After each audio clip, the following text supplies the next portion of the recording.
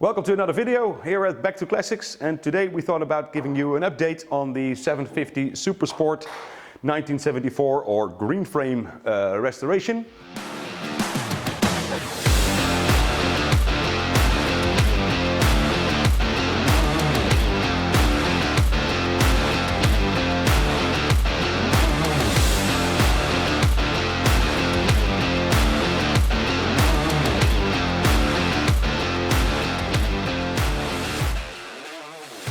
What we did since the last video is, we spent a lot of time in the electrics on this bike, which are now nearly done.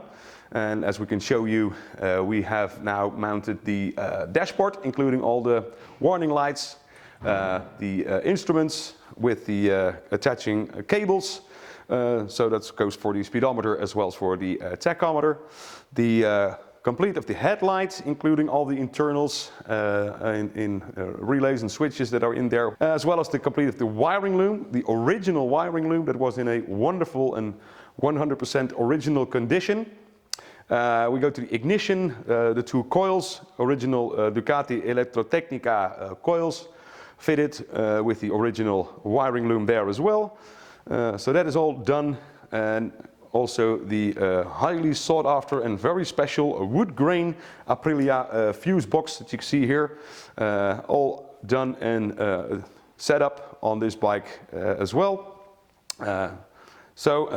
Even up to the rear light that has also been fitted and all attached with the wiring done as well. So that nearly concludes the electricals of this bike. We are still waiting for some parts to come back from chrome plating. There were some issues with the chrome coming loose, so we had to return that.